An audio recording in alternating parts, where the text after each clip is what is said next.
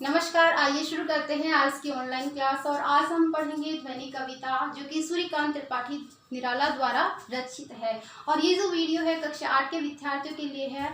इस बार एनसीईआरटी वाली बुक आ रही है, तो उसमें 3 की पुस्तकें आ रही हैं कक्षा 8 के, भारत की खोज, बसंत और ध्रुवा। तो ये जो कविता है वो बसंत पुस्तक में से लिया गया है। सूर्यकांत त्रिपाठी निराला का जन्म मिदनापुर बंगाल में हुआ 1899 ईस्वी में है। सूर्यकांत त्रिपाठी निराला छायावाद के प्रमुख कवि हैं। इनकी कविता है ध्वनि। ध्वनि का अर्थ होता है आवाज। कवि इस कविता में क्या कहना चाह रहे हैं उसको हम पढ़ेंगे, लेकिन उससे पहले मैं आपको ये बात बताना चाहूंगी कि व्याख्या कैसे लिखी जाती है, सप्रसंग व्याख्या कैसे लिखी जाती है। हम जब भी व्याख्या लिखेंगे तो उसमें हमें प्रसंग देना होगा। प्रसंग में पाठ और कवि ये सब उसमें लिखे जाते हैं, तो हम ऐसे लिखेंगे। प्रस्तुत पद्यांश हमारी पाठ्य पुस्तक ध्वनि से लिया गया है, ध्वनि कविता से लिया गया है, और इसके जो कवि हैं वो निराला है। फिर उसके बाद हम जो प्रसंग चल रहा है कविता का वो लिखेंगे। देखिए, अभी न होगा मेरा अंत, अभी अभी तो आया है, मेरे मन में मृदुल बसंत, अभी न होगा मेरा अंत। कवि कह रहा है कि मेरे जीवन का अभी अंत नहीं होगा। और ये बात कवि आलोचकों से कह रहे हैं कि मेरे जीवन का अभी अंत नहीं होगा। क्यों? क्योंकि उनके जीवन में एक नई शुरुआत, एक नई उमंग, एक उत्साह आया है, इसलिए उसका अभी अंत नहीं होगा। और भी कारण बताते हुए कह रहे हैं, कवि कह रहा है कि मेरे मन में, मेरे जीवन रूपी मन में मधु बसंत का आगमन अभी हुआ है, इसलिए उसके जीवन का अंत अभी नहीं होगा। मतलब वो अभी हारेंगे नहीं, आगे बढ़ने के भाव है, उमंग है, जोश है, वो कवि के अंदर है। आगे देखिए, हरे हरे ये पार्थ, डालियां कलियां कोमल गात, मैं ही अपना शपन मधुर कर, फेरूंगा निद्रित कलियों पर, जगह एक प्रत्युष मनोहर। कवि आगे इन पंक्तियों में कहना चाह रहा है कि प्राकृतिक जो सौंदर्य है वो भरपूर है। चारों तरफ हरे हरे जो पेड़ों पर पत्तियां लगी हुई हैं, डालियां और कलियां लगी हुई हैं, और चारों तरफ हरियाली हरियाली है। तो कवि आगे क्या कह रहा है, मैं ही अपना सपन मृदुल कर, फेरूंगा निद्रित कलियों पर, जगह एक प्रत्युष मनोहर।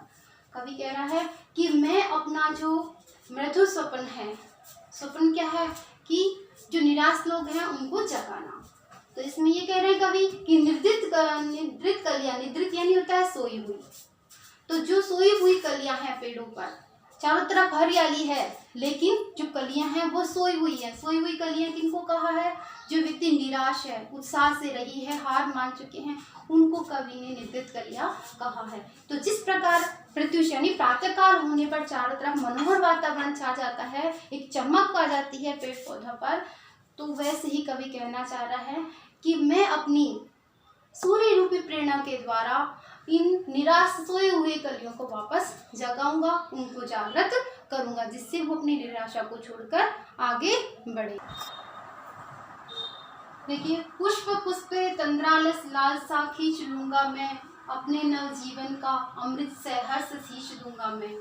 तो इसमें कवि कह रहे हैं कि पुष्प पुष्पे तंद्रालस, तंद्रालस यानी जो आलस्य में डूबे हुए हैं, आलस्य जिनमें छाया हुआ है।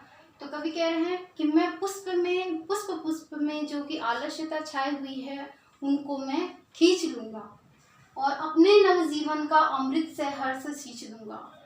तो इसमें ही कह, और उनमें जो पुष्पों में जो आलस्यता छाई हुई है उनको दूर करके, उनको खींच करके मैं उनमें क्या होगा, अमृत से उनको सींच दूंगा, या उनके जीवन में अमृत का संचार कर दूंगा। अर्थात कवि क्या कहना चाह रहे हैं? कवि कह रहे हैं कि फूलों पर छाई आलस्यता में मैं जो आलस्यता उसको खींच लूंगा और उनमें नव जीवन का अमृत सींच दूंगा। अर्थात कवि बसंत रूपी उम्मीद बनकर सोए हुए फूलों रूपी उदास लोगों से आलस्य और उदासी को दूर कर देंगे और नया जीवन प्रदान करेंगे। आगे, द्वार दिखा दूंगा फिर उनको, है मेरे वे जहां अनंत, अभी न होगा मेरा अंत। फिर कवि आगे कह रहे हैं कि जो आलस्य से युक्त हैं उनको मैं एक नया जीवन दे करके उनको एक सही रास्ता दिखा दूंगा, और जिससे कि वो निरंतर आगे बढ़ते रहें। ऐसे लोग हैं मेरे वे जहां अनंत, जो भी लोग जहां भी हैं उन लोगों को मैं प्रेरणा के द्वारा उनमें जो निराशा है उनको दूर करके मैं उनके नव जीवन का संचार करूँगा, उनको नई प्रेरणा दूंगा, उनको सही रास्ता दिखाकर उनको जीवन जीने की कला सिखाऊंगा। और मेरे जीवन का अभी अंत नहीं होगा जब तक कवि अपने लक्ष्य को प्राप्त नहीं कर लेते, इसलिए वो निरंतर आगे बढ़ते रहेंगे। इसलिए कवि कह रहा है कि उसके जीवन का अभी अंत नहीं होगा। तो ये कविता थी जिसमें कवि निराला, जो निराश है या हारे हुए व्यक्ति हैं, उनको अपनी प्रेरणा के द्वारा उनमें उत्साह उमंग जगा करके उनको निरंतर आगे बढ़ने की प्रेरणा देते हैं। आज के लिए इतना ही। धन्यवाद।